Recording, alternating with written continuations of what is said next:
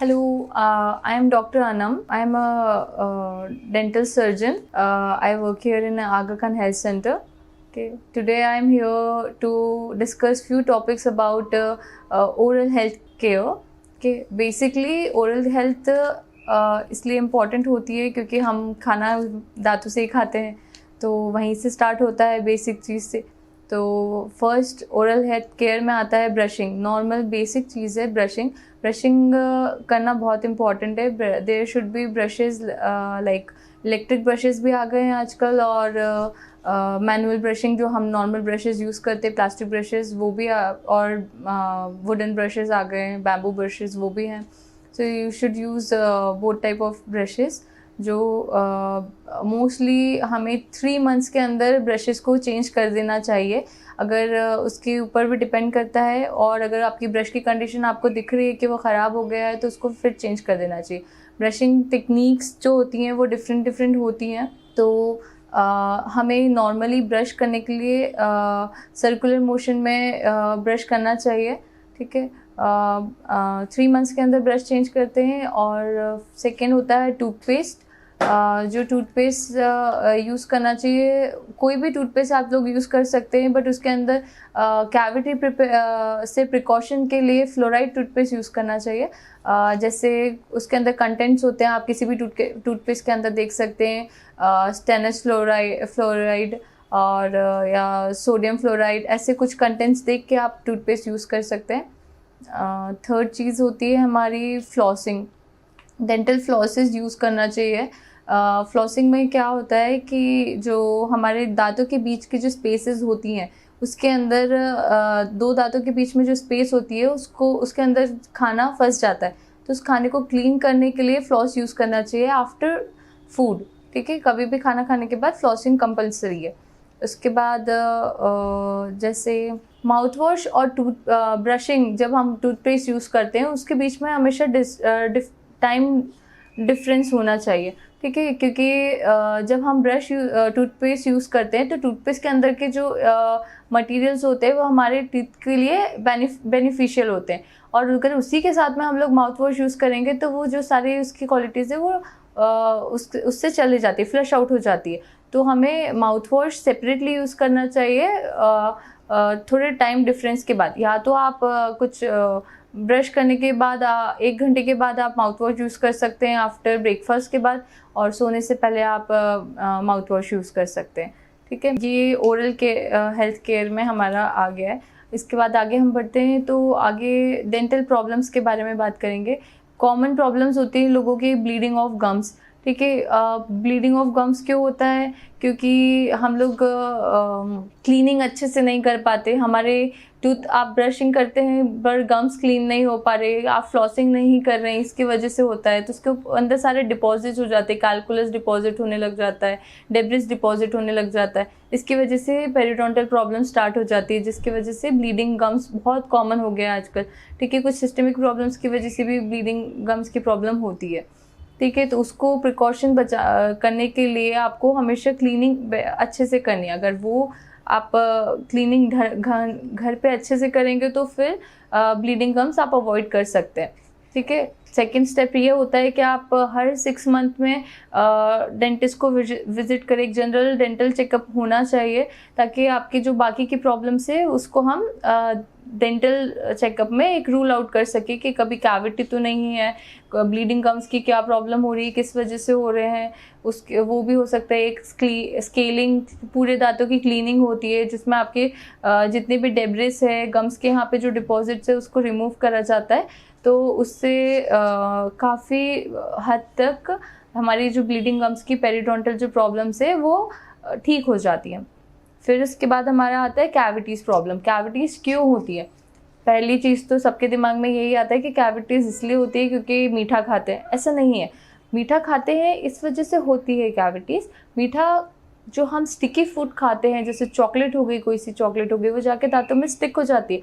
आप ध्यान नहीं देते उसके ऊपर कि वो दांत में से निकल रही है, नहीं निकल रही है। आप दिन भर चॉकलेट खा के वो थोड़ा पोर्शन कहीं ना कहीं स्टिक हो जाता है दांतों के अंदर। तो उसकी वजह से वो होता है कुछ एसिडिक हम चीज़ें खाते हैं, खानों के अंदर कुछ ना कुछ एसिडिक चीज़ें होती हैं, वो होता है। और हम एसिडिक फ्रूट्स वगैरह जैसे ऑरेंज वगैरह हो गया, सिट्रिक फ्रूट्स जो, इसकी वजह से भी इरोड हो जाता है हमारे ऊपर का इनेमल। ठीक है, इस वजह से हाँ ये एसिडिक चीज़ें और हमारे मीठी चॉकलेट्स और मीठी चीज़ें खाने जो स्टिक हो जाती है हमारे दांतों के ऊपर, उसकी वजह से धीरे धीरे वो हमारे इनेमल को डिज़ोल्व करती है और फिर धीरे धीरे कैविटी फॉर्मेशन होता है वहाँ पर। ठीक है, तो जो कैविटी की स्टार्टिंग इस वजह से होती है। कभी भी हमारे दांतों को आप ब्रश कर रहे हैं तो दांतों को कांच में देख के ब्रश करिए, आपको दिखेगा कि कहीं ना कहीं ब्लैकिश डिस्कलरेशन तो नहीं हो रहा है, कहीं कैविटी स्टार्ट तो नहीं हो रही है, कहीं थोड़ा सा दांत का पोर्शन कहीं घिस तो नहीं गया। ये सब चीज़ें ध्यान देनी चाहिए।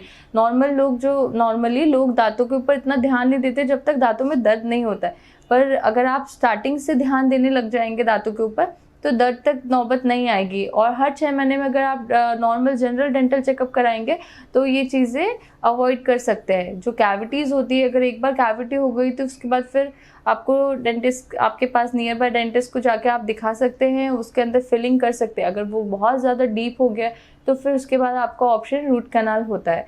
दांत निकालना कोई सॉल्यूशन नहीं होता है। कुछ लोग बोलते हैं कि दांत निकाल लें, दांत निकालना सॉल्यूशन नहीं होता है, क्योंकि अगर हमारी जो नेचुरल चीज़ें उसको प्रिजर्व करना ज़्यादा बेटर होता है रेदर देन कि जो हमारे आर्टिफिशियल चीज़ें लगाना। एक बार दांत निकाल दिया तो आर्टिफिशियल ही आएगा, सेम नेचुरल टूथ जैसा नहीं होता है।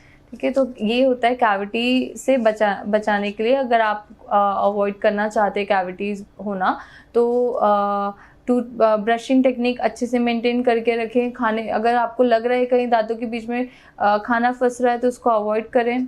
ठीक है, उसके बाद हम फ्लॉसिंग कंपलसरी है, वो करना ज़रूरी है।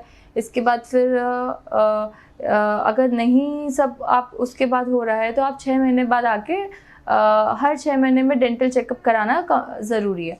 ठीक है, फिर उसके बाद और भी चीज़ें होती है डेंटल के रिगार्डिंग, जैसे हमारे पेरिडोंटल प्रॉब्लम्स हो गई, गम्स, जो हमारी गम्स है वो नीचे जा रहे हैं, दांतों की जो जड़ें हैं वो दिखने लग गई हैं, तो ये सब सारी पेरिडोंटल प्रॉब्लम्स होती हैं। फिर इस सब के लिए आपको किसी भी नियर बाय डेंटिस्ट को आप दिखा सकते हैं। उसके बाद आता है हमारा ओरल कैंसर। ओरल कैंसर एक ऐसी बीमारी है जो आप खुद रूल आउट कर सकते हैं अगर आप देखें खुद ध्यान से तो। ठीक है, ओरल कैंसर में जो होता है, एक तो या तो कुछ लीजन हो गया मुंह के अंदर, कुछ आपको दिख रहा है, कुछ एक्स्ट्रा ग्रोथ हो गई है, या कुछ सोरनेस, आपको कहीं लग रहा है कि कहीं बार बार छाले हो रहे हैं या कुछ बहुत दर्द हो रहा है। उस चीज़ को आप इग्नोर ना करें, जाके अपने डेंटिस्ट को दिखाएं। जो ओरल कैंसर्स होते हैं उसको वो क्या क्या चीज़ों को इन्वॉल्व करते हैं, हमारे लिप्स, हमारी टंग, हमारे चीक। ठीक है, उसके बाद अंदर जो अपर वॉल ऑफ ये पैलेट जो होता है, मतलब हमारा जो तालू होता है, उसको भी इन्वॉल्व करते हैं।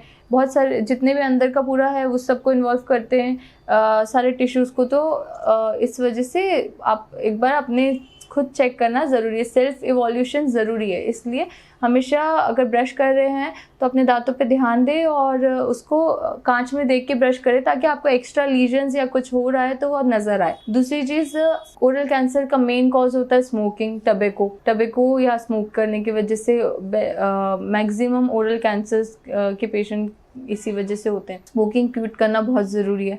सेकेंड चीज़ होती है अल्कोहल भी नहीं लेना। मोस्टली ओरल कैंसर्स के चांसेस मेन में ज़्यादा होते हैं रेदर देन वुमेन। ठीक है, तो इसलिए इस पे भी ध्यान दे के चलना चाहिए। ठीक है, अल्कोहल नहीं लेना चाहिए, एक बैलेंस डाइट लेना चाहिए। अगर आप इसको प्रिवेंट करना चाहते हैं, अवॉइड करना चाहते हैं अगर, तो हम प्रिकॉशंस लेना बहुत ज़रूरी है। तो स्मोकिंग क्विट करना है, अल्कोहल कंजप्शन कम करना है, बैलेंस डाइट लेना है, ब्रशिंग अच्छे से करना है, सेल्फ इवॉल्व करते रहना है कि कहीं कुछ लीजन या कुछ ग्रोथ, एक्स्ट्रा ग्रोथ तो नहीं हो रही है मुंह के अंदर। ये सब चीज़ों से आप अवॉइड कर सकते हो ओरल कैंसर वाली चीज़ों को। फिर अगर आपको कहीं भी लग रहा है कि आपका नहीं, कहीं ना कहीं कुछ प्रॉब्लम है, कहीं सोरनेस बढ़ रही है, कहीं छाले बार बार हो रहे हैं, तो जाके फिर आप नियर बाय डेंटिस्ट को दिखा सकते हैं। मोस्टली हमारी प्रॉब्लम सारी इसी वजह से होती है क्योंकि हम हमारी डेंटल केयर पे, ओरल केयर पे हम ध्यान नहीं देते। बॉडी में कहीं भी प्रॉब्लम होती है तो दर्द हो रहा है तो इंसान तुरंत डॉक्टर को दिखाता है, पर डेंटल में जब तक दर्द बढ़ नहीं जाता या बहुत सूजन नहीं आ जाती तब तक हम डेंटिस्ट को नहीं दिखाते हैं। बहुत ज़्यादा वीकनेस है लोगों की इसी वजह से होती है। इसके बाद जाके हम कैविटीज़ हो जाती है, कहीं कोई ना कोई ग्रोथ हो जाती है, ओरल कैंसर हो जाते हैं, लोगों को नहीं समझ में आता जब तक बहुत सीवियर स्टेज तक नहीं पहुंच जाता। तो अर्ली डिटेक्शन जो होता है वो इम्पॉर्टेंट होता है। अगर आप खुद नहीं ध्यान देंगे तो आगे जाके प्रॉब्लम आप ही को आनी है। तो जब भी होता है तो हमेशा डेंटल केयर बहुत इंपॉर्टेंट होती है जितनी आपके बॉडी की केयर इंपॉर्टेंट होती है। ठीक है, ओके, थैंक यू।